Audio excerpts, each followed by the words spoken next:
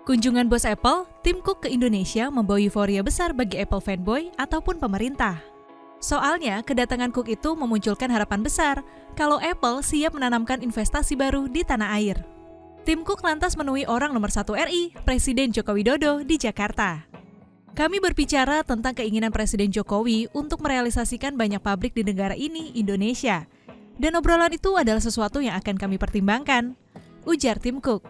Indonesia tampaknya menjadi pasar penting bagi Apple di tengah merudupnya penjualan Apple di China akibat persaingan ketat. Ya, secara global, pengiriman smartphone Apple juga anjlok pada 3 bulan pertama 2024. Alhasil, Apple pun berupaya untuk memperkuat cengkramannya di pasar tanah air. Dan dalam kunjungannya ke Indonesia, Tim Cook juga meresmikan Apple Developer Academy di Bali. Adanya tempat itu membuat nilai investasi Apple di Indonesia bertambah dari yang sebelumnya sebesar 1,2 triliun rupiah, kini menjadi 1,6 triliun rupiah. Namun nilai investasi Apple di Indonesia masih kalah jauh bila dibandingkan dengan Vietnam. Apple menggelontorkan investasi di Vietnam mencapai 256,22 triliun rupiah. Nilai ini 160 kali lebih besar dari investasi Apple di Indonesia. Kok ya kecil banget sih? Meski begitu, semoga investasi Apple di Indonesia terus berlanjut ya.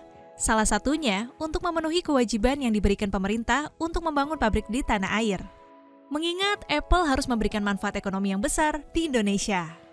Karena kalau membangun pabrik itu daya ungkit bagi ekonomi Indonesia besar, membuka lapangan kerja, perpajakan, dan tentu meningkatkan ekonomi di Indonesia dibanding hanya sekedar kursus.